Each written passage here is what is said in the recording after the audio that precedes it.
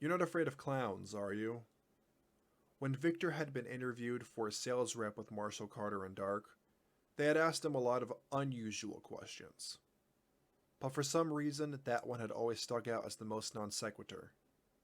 Now, he was wondering if they wouldn't have hired him if he had said yes, or just not have sent him here.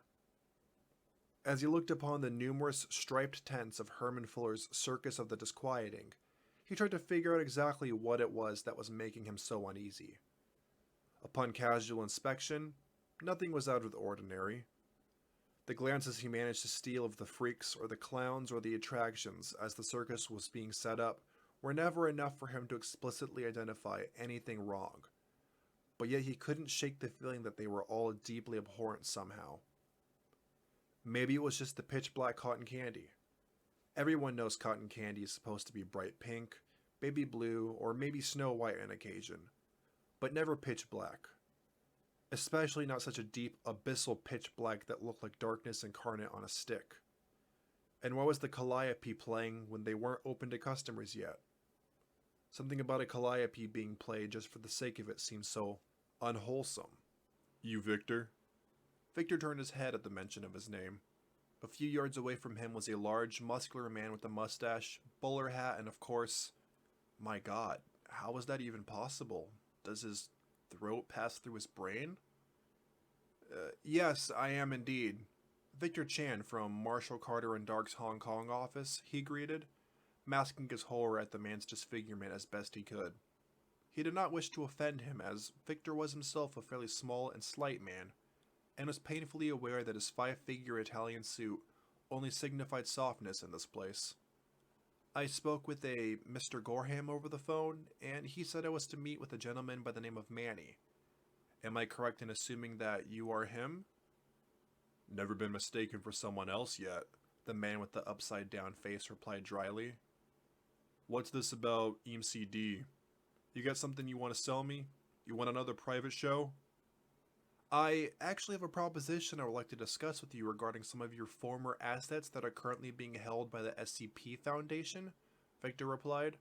Manny groaned and muttered something under his breath. It may have been icky. I apologize if I've said anything to upset you, but I was led to believe you may have an interest in reobtaining some of those assets. You're gonna want to talk to our ringmaster Veronica. I run back of house around here. She runs front of house. I have a feeling she's the one behind this, he grumbled. Follow me. We'll see if she's in her tent. Thank you, sir. Victor stuck as closely behind Manny as he could, not wanting to get lost in the candy-colored labyrinth. As they moved further into the circus, the sickly sweet scent of cotton candy became so overwhelming, Victor needed to cover his nose and mouth with a handkerchief. Amidst the unceasing drone of conversation that surrounded them, Victor swore that some of the voices he heard didn't sound human. Though he had yet to see any animals, he could hear their various calls ringing through the air.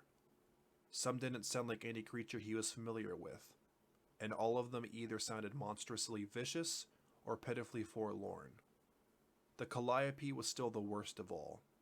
The music felt almost invasive, insidious somehow, as though it was trying to lull him into letting his guard down so that it could do with him as it pleased.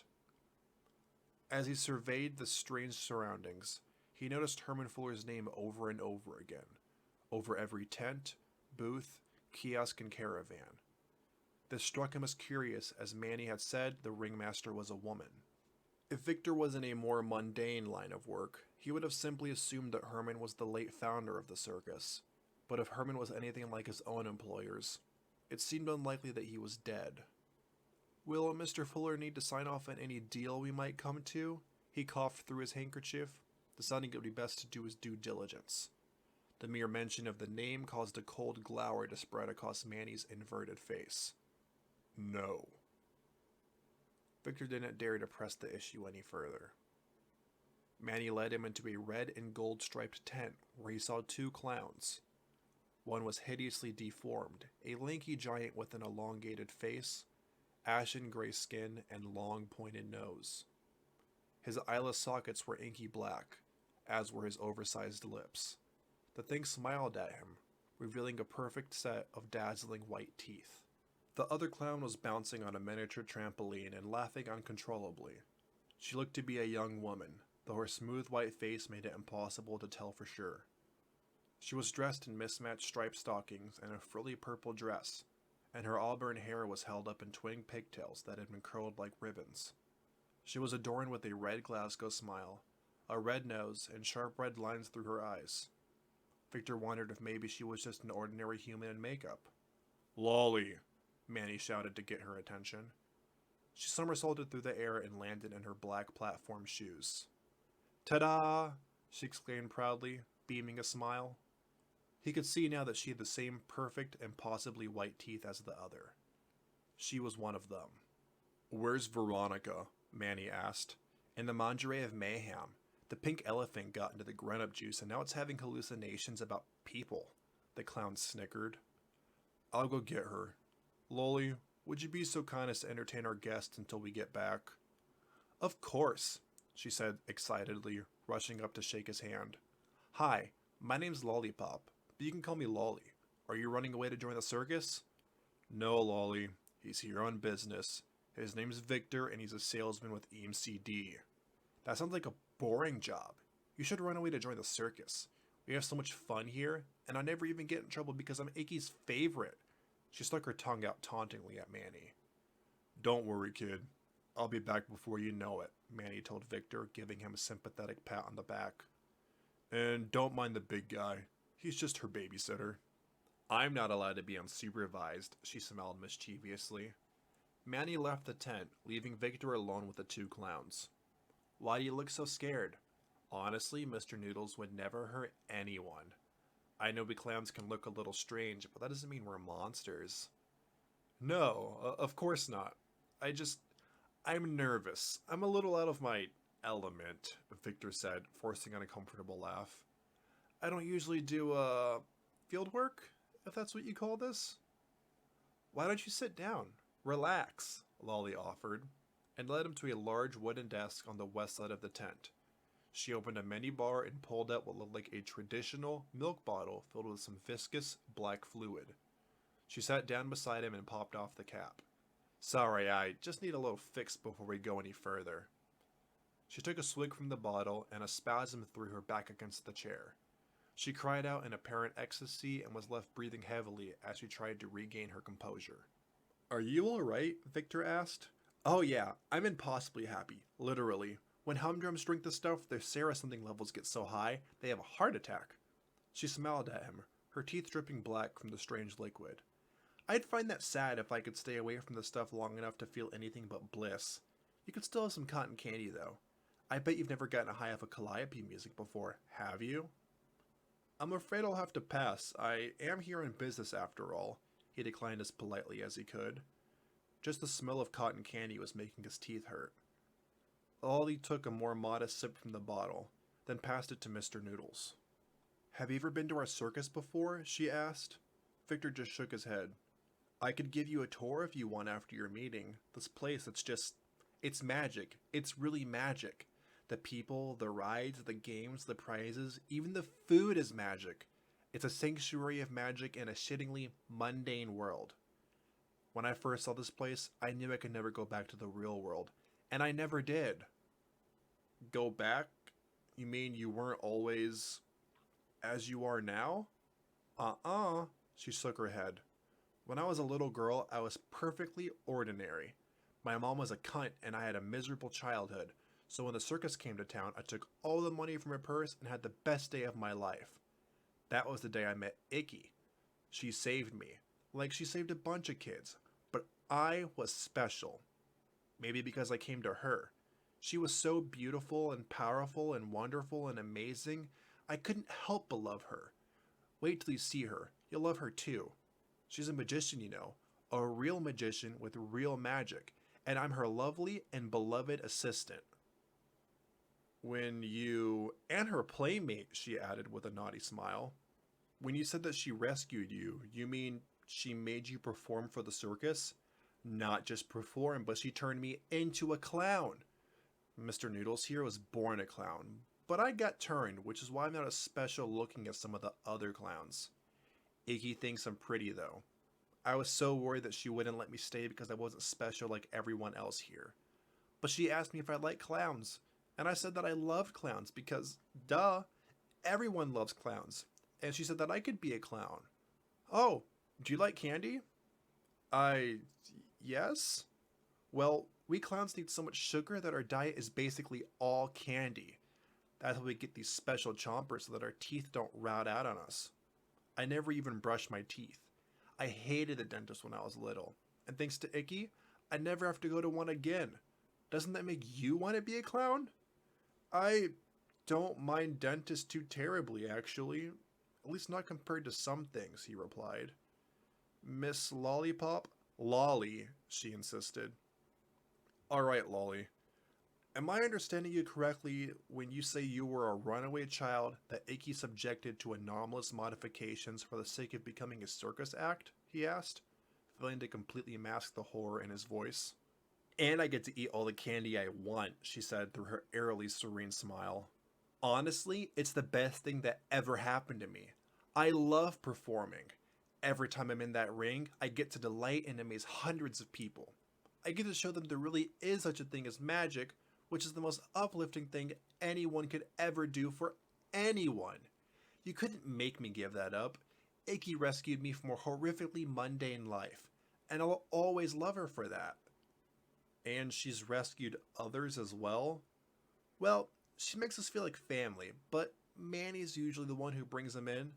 Every few months or so, it seems. They're not safe out there, freaks in a world of humdrums. So, we bring them here where they're safe and loved and get to be circus stars. I'm sure it's a great privilege, Victor said, reminding himself that it was no worse than some of the things Marshall Carter and Dark did. But if you wanted to leave, could you? As a clown, I literally can't live without milk, so leaving would be a death sentence. I see, Victor nodded. Is there any way you could not be a clown again? No offense, but I'd rather die for milk deprivation than be normal again, she replied. Humdrums can't do stuff like this. She pulled out a pack of balloons and inflated one with a single breath. She tied it off effortlessly, and when she let it go, it floated like it was inflated with helium instead of air. She filled up several more in rapid succession, and they began juggling them. Going both up and down, they seemed to defy physics, floating or falling however she desired as it followed a constantly changing invisible track. The balloons appeared to have a life of their own, an effect that was only enhanced by her giggling. That is impressive, Victor complimented. I hope they pay you well. We get paid in script. It's easier that way since we travel to so many different countries and so many alternate realities. There's just too many types of currency to keep straight, Lolly replied, having no difficulty with juggling and talking at the same time. It's a little bit of a hassle to redeem it for real cash if we ever want to go off site, but I like it anyway. It makes this place feel like its own little country, and I'm the princess. One of the balloons did escape from her grasp and floated over near Mr. Noodles. He popped it with his finger, and it screamed like someone being murdered, scattering confetti across the tent. All the other balloons fell dead silent. Victor's expression twisted into one of confused horror. Oh, don't mind that. That's just like when steam escapes from a lobster's shell when you toss them in boiling water, Lolly claimed, letting the balloons float away freely. Balloons don't have souls. Believe me, I know. One time we needed this elder god thing's permission to enter his dimension or whatever, and he demanded a sacrifice. He got so cranky when I tried to give him balloons. So I'm pretty sure if anyone would know if something has a soul, it's a soul-eating elder god. We ended up going to another dimension with more reasonable lot fees, and they got to see me riding my unicycle upside down. I don't want to talk about otherworldly demons though, it's kind of a downer. I want to talk about fun stuff. You sell magic stuff for EMCD, right? What's the coolest magical thing you've ever sold? I'm afraid I'm not allowed to divulge information about our wares to anyone that's not a potential customer. I'm a potential customer. Just because I use a piggy bank instead of a real bank doesn't mean my money's any less good.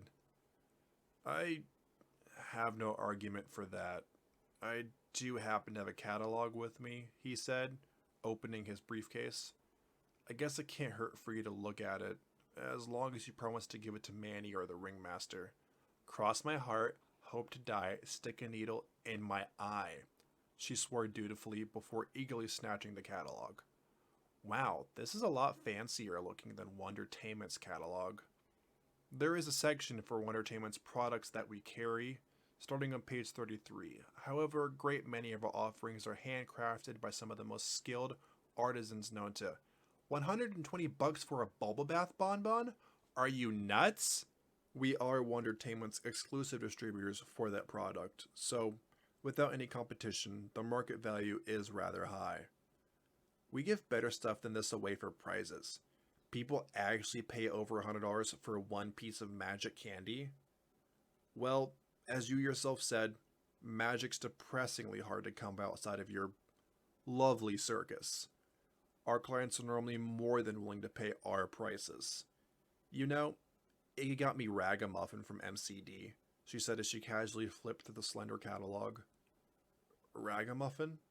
Oh my god, you have to meet my dolly, she shouted excitedly, throwing the catalog on the desk and running over to what appeared to be a Tim Burton-esque dollhouse and pulled out a purple-haired rag doll with button eyes, dressed in a similar manner to herself. This is my dolly Ragamuffin. She's a magic dolly and a lot of bad things could have happened to her if she ended up in the hands of the SCP or any of the other bad people who kill or lock up freaks, she said as she sat back down beside him. That's why she's normally very shy around strangers and just likes to act like an ordinary doll. But she's not. It's a bit of a shame because I like to do some acts with her, but I love her the way she is. Icky got her for me. I had come here with nothing but the clothes on my back and some cash in my pocket, and she said a girl needed a doll. And I deserved the most special doll that she could find. Her contact at MCD was who she called to get me that doll. I know you probably don't care about giving her a loving home or would have sold her to whoever offered first, but I'm grateful that you were the ones that found her, since you're probably the only group out there who would have sold her in the first place. My point is, even though you charge way too much for candy, I'm glad we're business partners. Ragamuffin, don't you agree? She held the doll to her ear as if it was whispering to her. Victor would have been a little unnerved by a grown woman pretending to talk to a doll, but was more unnerved by the indistinct murmurs that seemed to emanate from the toy. Ragamuffin says that you people treated her very well, and she's very thankful that she ended up with me in the circus instead of being experimented on at the SCP. But she's still too shy to talk to you. Another time, perhaps, Victor smiled. He became aware that voices were approaching the tent. Manny, if we don't get rid of the elephant, then we'll have to stop having booze on site, because no matter what we do, she always gets into it, he heard a woman say. I'll send the damn thing to AA if I have to, but so long as she brings in more than she costs, she stays, he heard Manny reply. After all, she, don't say it, works for peanuts. The woman sighed and then walked into the tent alongside Manny. She was quite obviously the ringmaster, dressed in a long-tailed red velvet coat and tall, high-heeled boots. She wore a top hat upon her long black hair, though for some reason it reminded Victor more of a magician's hat than a ringmaster's. Her skin was the same porcelain white as the clown's, but her elaborate violet makeup was closer to Cirque du Soleil than the Ringling Bros aesthetic the rest of the circus seemed to follow. Victor also couldn't help but note that she had a very pronounced, almost cartoonish hourglass figure. He glanced over at Mr. Noodles and his numerous exaggerated features, and figured they had been shaped the way they were for the enjoyment of others. Icky! Lolly cried excitedly, leaping from her chair and throwing herself into the ringmaster's arms. Easy there, little lollipop. I see someone's had her serving of milk for the day. Good girl, she praised her. How's our guest? He's still a little nervous, but that's to be expected from a humdrum. He's really nice, though. Come, say hello. There he is, straight from the Deathless Merchant of London, the ringmaster said as she approached her desk. I've been told never to call him that, but yes, I am from Marshall, Carter and Dark, Victor said, standing up to shake her hand. The ringmaster instead grabbed his face and seemed to inspect him, a maniac gleam in her bright purple eyes. She smiled, her perfect white teeth confirming that she was indeed a clown. Excellent. Very pretty. I see your boss has got the memo that I like him young. So much cuter than the old fart from the London office. What's his name? Bourgeoisie? Burgess, Manny replied. Close enough, the ringmaster shrugged. Icky, I think you're scaring him, Lolly said. You're right. I'm sorry, the ringmaster said, releasing Victor from her unnaturally strong clutches. I should be more professional. You may address me as Miss Ringmaster, young man. That sounds very professional, I think. Of course, when you hear people talking about Icky, they're talking me. Icky the Magic Clown was my act before I was the ringmaster. And of course, Manny here insists on calling me Veronica, my boring humdrum name. I don't know why. Do I look normal to you? Don't go asking questions that are liable to start a fight, Manny objected. We're both busy, and you called this boy here for a reason, so let's go to it. You're right. Sit back down, young man, the ringmaster said. Victor quickly obliged, and the ringmaster sat across from him. She poured herself a tumbler of milk from the bottle and drank it in one gulp, shouting and slamming her palm on the desktop. She poured herself a second glass, but proceeded to sip it normally. Lolly sat herself on the ringmaster's lap, placing her arm over her shoulder like she was visiting Santa Claus. Manny stood to the right, while Mr. Noodles stood right behind Victor, ready to intervene should he start any funny business with his employers. Whenever you're ready, the ringmaster said. Victor began fumbling with his briefcase and pulled out a manila folder. As per your request, I have compiled a dossier containing the SCP files of all your circus's former assets that, to our knowledge, are currently being held by the SCP Foundation, he said, sliding the folder over to her. If there are any other things you would like to retrieve, our contacts within the Foundation can provide additional intelligence regarding the containment facilities and personnel, or arrange for security system failures. The price for our assistance will be that during your recovery operation, you also retrieve for us an SCP object of our choosing from that same facility. We are not antagonizing the SCP, Manny growled through his teeth. Yeah, I don't like the SCP. They're mean, Lolly said. They lock up freaks just for being freaks. That's not right. Clowns are meant to make people happy, and I can't do that if they lock me up. You have nothing to worry about, darling, the ringmaster claimed. With the kaleidoscope, we can travel through any door we want. And with MCD's operatives, we won't even have to worry about being caught on camera. They'll never know it was us, especially since we'll be stealing something else while we're at it. Perfect prestidigitation, which as a magician, I'm pretty good at. I know what you're doing, Manny claimed. You think that if you spring a freak or two from the SCP and bring them home, the rest of the freaks will love you as much as the clowns do. And then, you won't need me anymore to keep them in line. Manny, I'm not Herman, the ringmaster assured him. I'm not trying to get rid of you. You've been with the circus longer than anyone. You know it better than anyone. The circus couldn't exist without you, and no one here wants it to. Especially me. Herman may not have meant it when he said that the circus was family, but I do. You're my family, Manny, along with everyone else here. And that's why I want to do this. Sure, it will be good for morale, but we owe it to our little ex-lost to at least make sure they're okay, and to help them if they're not. The circus is a family, and a family stays together. Manny made a gesture which Victor guessed was a facepalm, but due to his upside-down face, it looked more like he was stroking his chin. If I may interject something, the ringmaster is right that there is no danger in antagonizing the Foundation in this manner, Victor said. Marshall Carter and Dark have been pinching items for decades without any consequence. The Foundation has actual world-ending threats that they must contain. They can't be bothered to chase down every anomalous trinket that goes missing. They are already aware of both of our organizations and do very little besides espionage. Besides, if all goes as planned, they'll never even know that either of us were involved. Manny, we don't need to be afraid of the SCP. We have the kaleidoscope for quick getaways, and the fortune teller is an early warning system, the ringmaster said. SC can't touch us. What do we have to lose? Manny let out a long sigh. Open the file. We might as well have a look at it. The ringmaster squealed with delight and greedily snatched the file from the desk. Victor noticed that her eyes moved rapidly over each page, and he guessed that she was speed reading. Let's see. No, too stinky, too grabby, a lawsuit waiting to happen. Motormouth. Oh, I liked Motormouth. He taught me to juggle, Lolly said. Everyone liked Motormouth, the ringmaster said wistfully. Not him. He's not coming back, not after that stunt he pulled, Manny said firmly. I know, the ringmaster agreed, despondently turning the page. Though, maybe you should have taken the machine gun out of his mouth before turning him over. Ooh, can we get Meaty the Meatworm back? That was so much fun, Lolly asked. It went so fast and so high and so many loop-de-loops and upside downs and sideways and backwards like shoom shoom shoom shoom.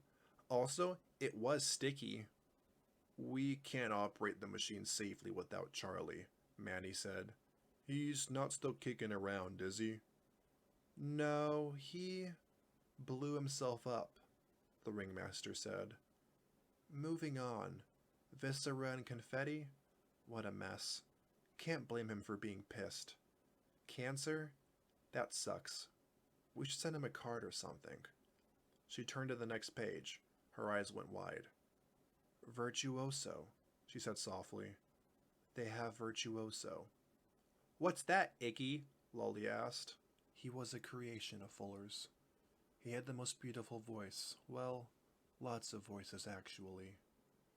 He sang constantly. It was what he lived for. I would sit by his cage for hours, just listening to him sing. I spoke to him, too. I spoke to him like he couldn't understand me, because I don't think he could. But one night I came to him after Herman had caned me. I don't even remember what for, but I do remember I was still crying. Virtuoso finished his song, but instead of going straight to the next one, as usual, he looked straight at me and said 2 words. Any requests? I was stunned and just muttered if he knew any Gilbert and Sullivan.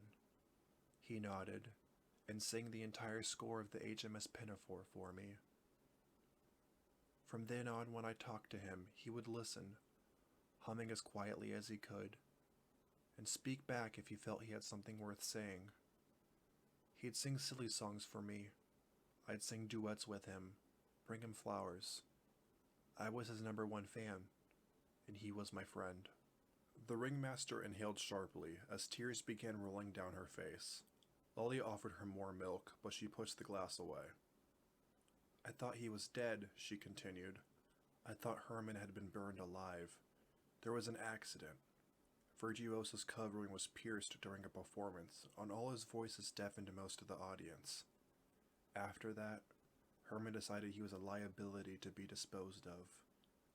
I cried myself to sleep for weeks after that. But he's alive. He survived the fire and ended up with the SCP.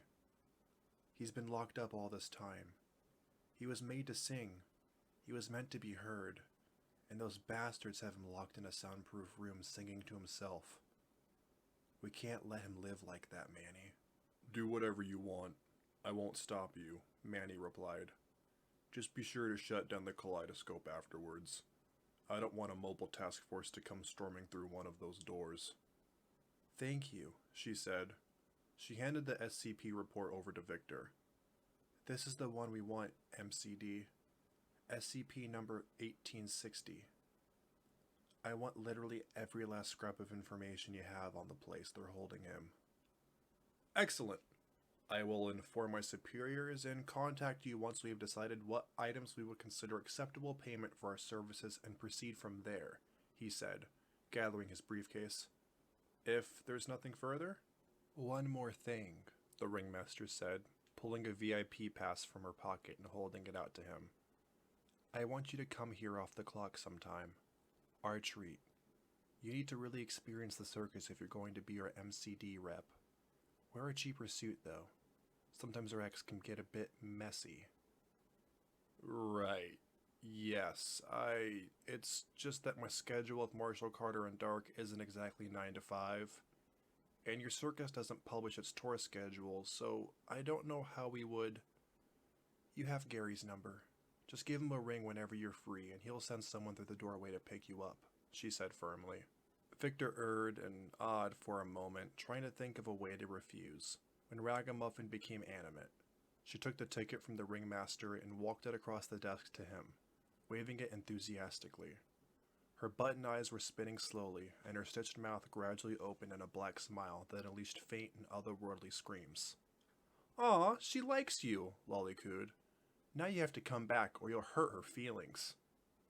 "I wouldn't want to do that," Victor replied, gingerly accepting the ticket. Why didn't I just say I was afraid of clowns?